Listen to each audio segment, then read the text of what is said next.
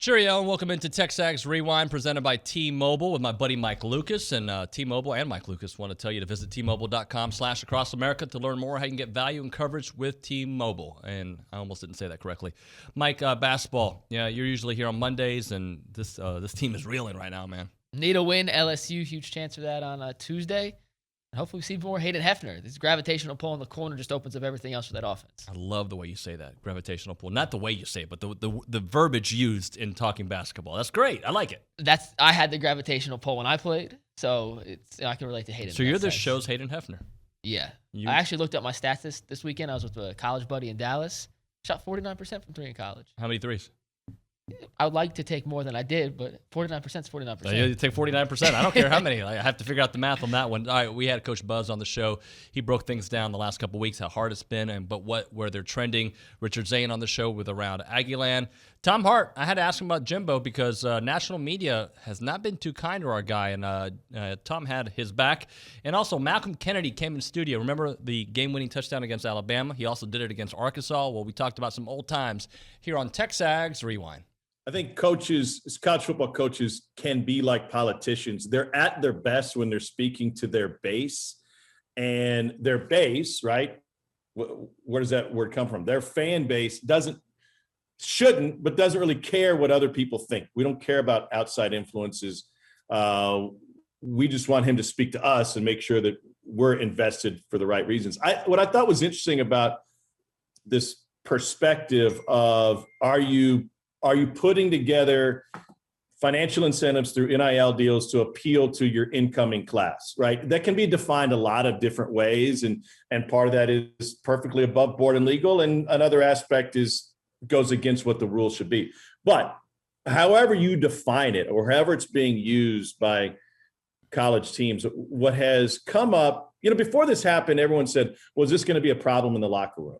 And it was dismissed because I think a right guard knows the value of the star quarterback, and that, listen, that guy's going to make more than I am. An average outside linebacker, or is he going to get paid as much as the superstar on the defensive end who's going to be a first round pick? I think everybody gets that.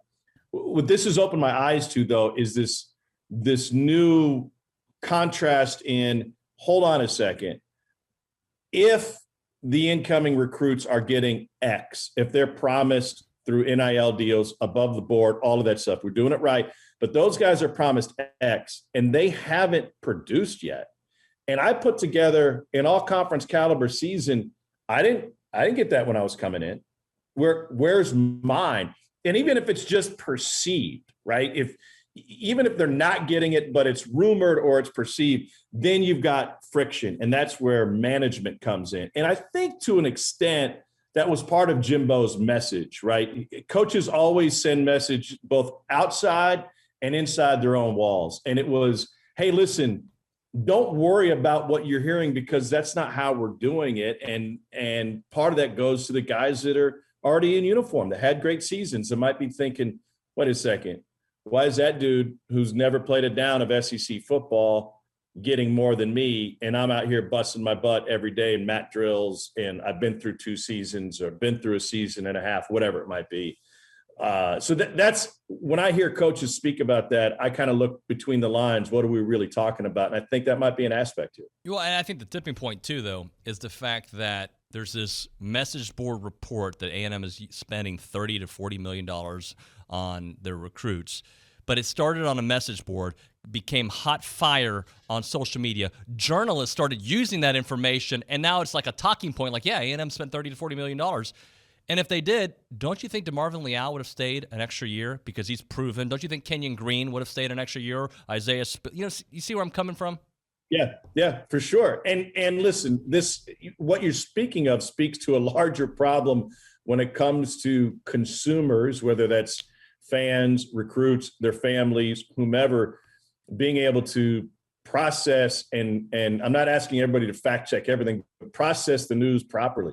So after I left here, graduated 2014, of course, I spent some time in New Orleans with the Saints, had an injury there.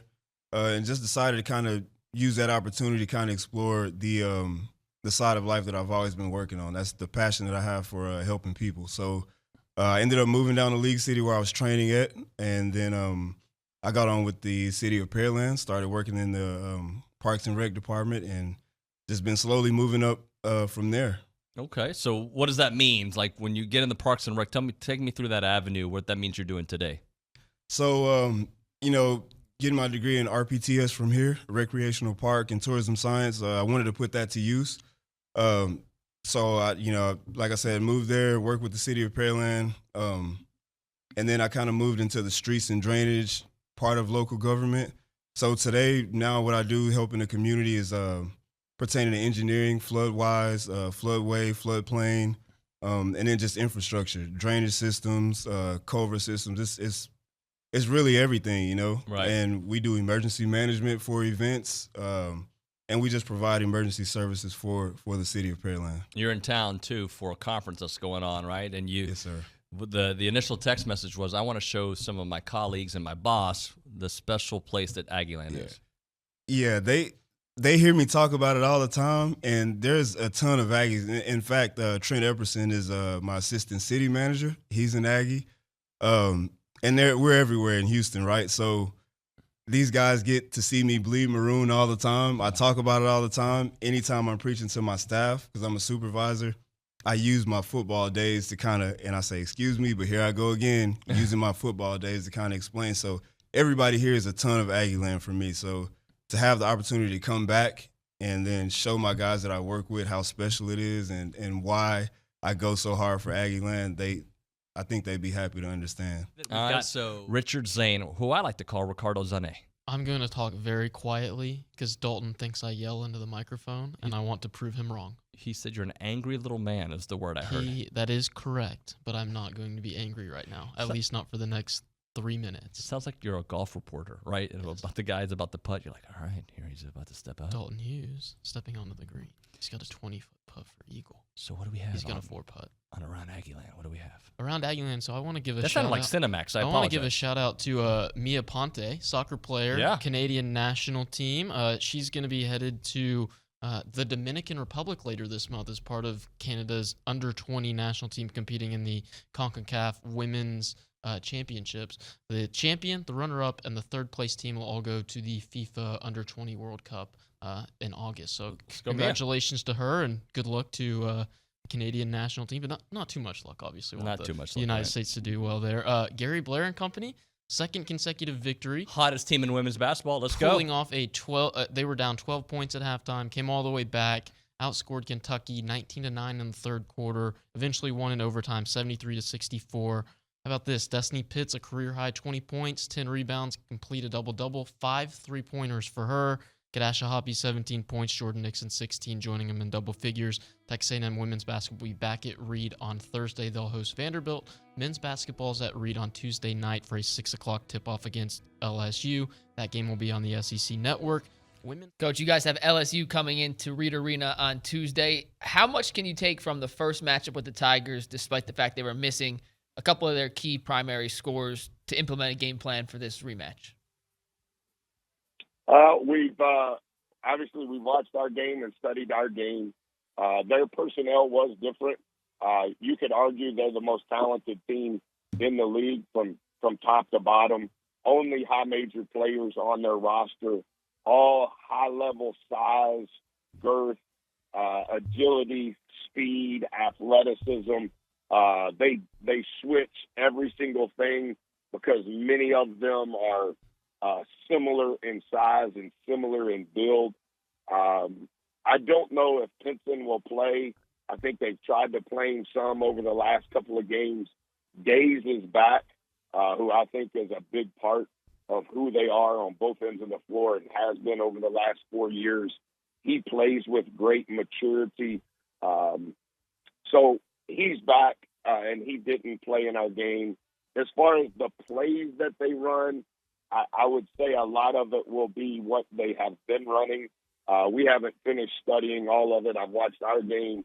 I've watched their last game, and I'll spend some time today before we get together with the team to study through synergy those other in-between games. So what I think their game plan will be and what I think our game plan will be a little bit based off our first game and then a little bit based off our last game. But I would say there's a lot of similarities in game 1 and game 2 in regards to what's required of us to have a chance to win.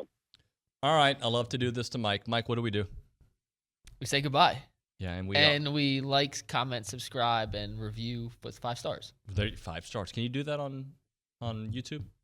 You can now. Okay. Just give us 5 stars. If you put 5 stars Comment 5 stars. Mike will sing at your daughter's graduation if you put 5 stars. That's a fact. Deal. It is TexAgs Rewind.